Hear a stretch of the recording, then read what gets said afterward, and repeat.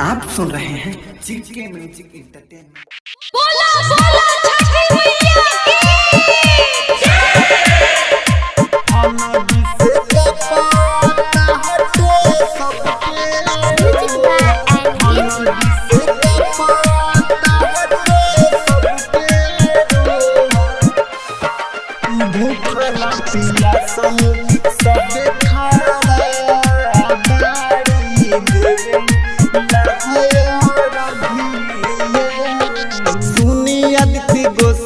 रौरा जल्दी से आई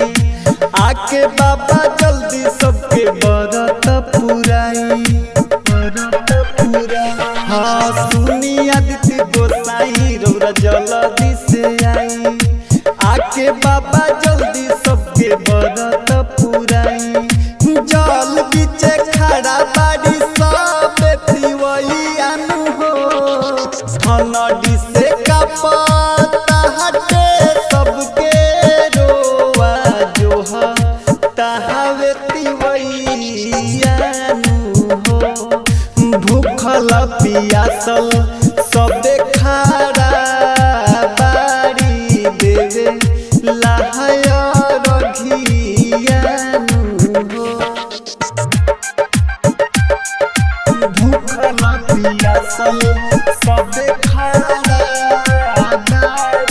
भूखल पियासल सबे खड़ा बाड़ी देवे लहय हाँ कहवा में राउर बाटे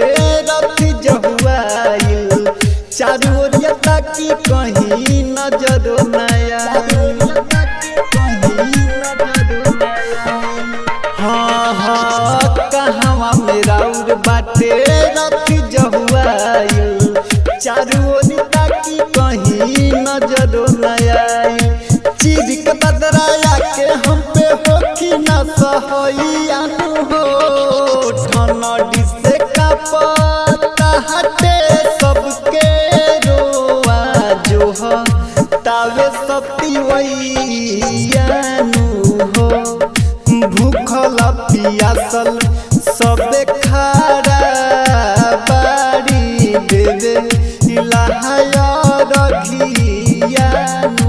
हो भूखल पियासल सबे खड़ा बाड़ी भूखल पियासल सबे खड़ा बाड़ी देवे लहय रघियानु बादल सनेही साथे अंगद बारे चंदन आके बाबा रौरा के पुकारे